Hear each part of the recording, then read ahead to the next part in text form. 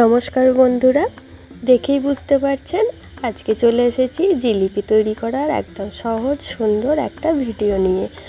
তো আমি পৌলমী, আমার চ্যানেলে সবাইকে অনেক স্বাগত। দোকান থেকে যে ধরনের জিলিপি আমরা এনে খাই, আজকে তার থেকে একটু অন্য রকমের স্বাদের জিলিপি আমি আপনাদের সাথে শেয়ার করব।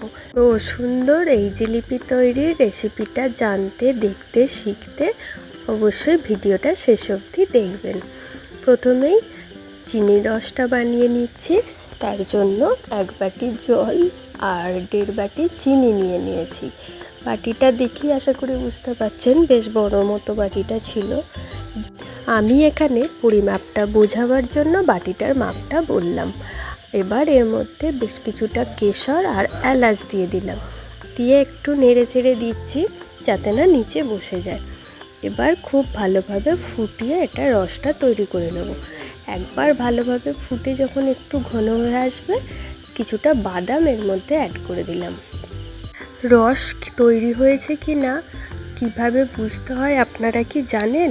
ওই ভিডিওটা আমার করা হয়নি, কিন্তু আমি তাও মুখে বলে দিচ্ছি। রসটা যখন রেডি হয়ে যাবে, আঙুলে করে নিয়ে দেখব দুটো আঙুলের মধ্যে একটা যেন সরু তার হয়। এইটাই রস তৈরি হয়েছে কি না দেখার নিয়ম। এই যে আমি আঙুলে করে নিয়ে নিয়েছিলাম, ওটাতেই আমি চেক করে নিয়েছি। যাই হোক, রসটা তৈরি হয়ে গেছে, ওটা সাইডে রেখে দেবো।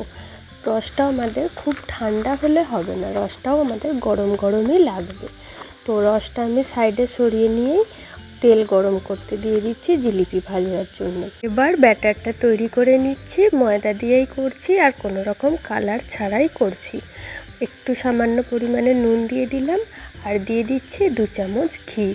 ঘিটা আমার ঘরে তৈরি করা ঘি, দেখেই আশা করি বুঝতে পারছেন। ঘি তৈরি করার ভিডিও আমি একটা শর্টসে আপলোড করেছিলাম আমার চ্যানেলে। তো যাই হোক, এবার এগুলোকে খুব ভালোভাবে মিশিয়ে নেব, একদম ময়ন যেভাবে মাখানো হয় সেইভাবে, এতটুকু যেন দানা দানা ভাব না থাকে। মাখানো হয়ে গেলে এর মধ্যে একটা ইনো দিয়ে দেবো। এখানে আমি বেকিং পাউডার, বেকিং সোডার ব্যবহার করিনি, ইনো দিয়েই করেছি। ইনো দিয়ে করলে কি হয়, একটু তাড়াতাড়ি হয়ে যায়। ওই মাখাটা যেমনি হয়ে যাবে, সঙ্গে সঙ্গে ভাজতে শুরু করে দেবো। ওই আধ ঘন্টা কি 1 ঘন্টা রেস্টে যে রাখতে হয় ব্যাটারটা, সেটা আর করবার দরকার হবে না। তো ইনোটা দিয়েও ভালো করে ময়দাটা মাখিয়ে নিলাম। এবার জল দিয়ে দিয়ে ব্যাটারটা তৈরি করে নেব। একবারে হস করে জল ঢেলে দেবো না, কেননা ব্যাটারটা খুব বেশি পাতলা হবে না, একটু ঘন ঘনই হবে, যেমন হয় আর কি। দেখে আশা করি একটু আইডিয়া করে নিতে পারবেন। যতটা সম্ভব হবে আমি দেখিয়ে দিচ্ছি।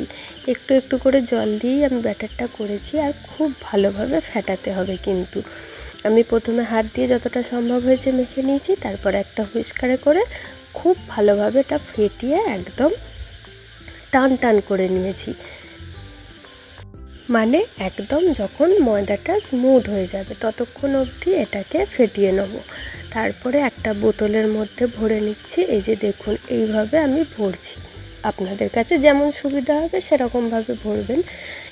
এই একটা বোতল ব্যাটারে অনেকগুলো জিলিপি হবে। আমি যে এইটুকু ময়দা মেখেছি, এইটুকু ময়দাতে আমরা গোটা বাড়ির লোক 2 দিন ধরে জিলিপি খেয়েছি। যাই হোক, ভরা হয়ে গেছে। এবার ঢাকাটা আটকে নেব। ঢাকাটা দেখুন একটা সুন্দর ফুটো করে নিয়েছি। ফুটোটা আমার প্রথমে একটু ছোট হয়েছিল, পরে আবার বাড়িয়ে নিয়েছিলাম। একটু ছুচালো কোনো জিনিস গরম করে ফুটো করলেই ফুটো হয়ে যাবে। আর এই যে জিলিপি করাটা দেখাচ্ছি, এটা কিন্তু আমার ফার্স্ট অ্যাটেম্প বলতে শুধু এই রেসিপিটা করবার জন্য নয়, আমি জীবনেই প্রথমবার জিলিপি বানালাম, বিশ্বাস করুন। এটা কিন্তু একটুও এডিট করা নয়। এডিট করতাম যদি প্রথমবারই ভালো না হতো। আমি মনের আনন্দেতেই কিন্তু এটা শেয়ার করেছি। চাইলেই এডিট করতে পারতাম, কিন্তু আমার খুব আনন্দ হয়েছিল প্রথম অ্যাটেম্পটা এত সুন্দর হওয়ার জন্য। যাই হোক, আপনারাও করবেন, অবশ্যই আপনাদেরও হবে। তো লাল লাল করে ভাজা হয়ে গেছে। এবার সঙ্গে সঙ্গে তেলটা ছেঁকে নিয়েই চিনির রসে ডুবিয়ে দেব। এটা কিন্তু সঙ্গে সঙ্গেই করতে হবে, রসটা বেশ ভালোভাবে টেনে যাবে।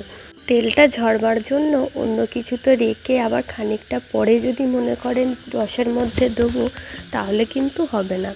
ওই যেটুকু যা তেল ঝরছে ওর মধ্যেই রসে দিয়ে দিতে হবে, আলাদা করে রাখতে গেলে কিন্তু হবে না। ওদিকে রসের মধ্যে ওই জিলিপিগুলো ডুবিয়ে দিয়ে আবার গরম তেলে আরও কয়েকটা জিলিপি ছেড়ে দিলাম। তারপরে ওই জিলিপিটা তুলে আনার আগে এই জিলিপিগুলো তুলে নেব। এইভাবেই সমস্ত প্রসেসটা চলবে। দেখুন জিলিপিগুলো কিন্তু খুব খারাপ হয়নি দেখতে, তাই না? বেশ ভালোই হয়েছিল।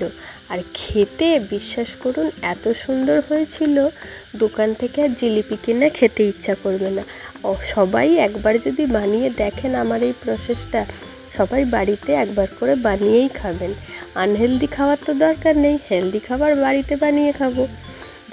দেখুন আমার তৈরি করা জিলিপির অনেকগুলো স্টেপই আপনাদের সাথে শেয়ার করলাম। খুব খারাপ কিন্তু হয়নি বলুন? একটা কমেন্ট করে কিন্তু জানাবেন, তাহলেই তো বেশ ভালো লাগবে। আপনাদের সাথে শেয়ার করতে পেরেও আনন্দ হবে, আর কেমন হয়েছিল জানতে পেরেও বেশ ভালোই লাগবে। আশা করি বুঝতেই পারছেন প্রথম অ্যাটেম্প আমার। তো প্রত্যেকটা জিলিপি এরমভাবে তুলে সাথে সাথেই রসের মধ্যে ডুবিয়ে দিচ্ছি। এইভাবে সমস্ত প্রসেসটা চলবে।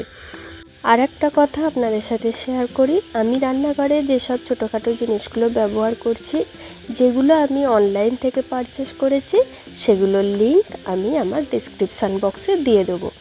আমার রান্নাঘরের কোনো জিনিস যদি পছন্দ হয়, তাহলে আপনারা অনায়াসে অনলাইনে গিয়ে মানে অ্যামাজনে গিয়ে পারচেস করতে পারেন। এই এতক্ষণ ধরে যা জিলিপি তৈরি করছিলাম সমস্ত কিন্তু এই 1 বোতল ব্যাটার দিয়ে তৈরি হয়েছে। আবারও চলে এসেছি বোতল ফিল করবার জন্য। তো বুঝতেই পারছেন এতটুকু ময়দা মাখলে কতটা জিলিপি হওয়া সম্ভব। আপনাদের আশা করছি আইডিয়া হয়ে যাবে। তাও কিন্তু আমি সমস্ত জিলিপি ভাজার প্রসেসটা রেকর্ডিং করিনি, তাহলে মনে করুন কতটা হতে পারে। আর একটা কী কথা, যেহেতু ঘরে বাচ্চা ছেলে আছে, ভাজার সঙ্গে সঙ্গে খাওয়া দাওয়া কিন্তু শুরু হয়ে যায়। কত কষ্টে যে শেষ অবধি জমিয়ে রাখা হয় সেটা আর কি বলবো, যাদের ঘরে বাচ্চা আছে তারাই ঠিক আইডিয়া করতে পারবে। যাই হোক, এটাও ফিল করে নিয়ে ওই সেম প্রসেসে আবার লেগে পড়বো জিলিপি ভাজবার জন্য। আমার রান্নাঘরে তৈরি হওয়া এই জিলিপির ভিডিওটা কেমন লাগলো, কতটা শিখতে পারলেন, অবশ্যই আমাকে জানাবেন। খুব ভালো লাগবে আপনারা যদি আমার সাথে শেয়ার করেন। এতক্ষণ আমার সাথে থাকবার জন্য, ভিডিওটা শেষ অবধি দেখার জন্য অনেক ধন্যবাদ।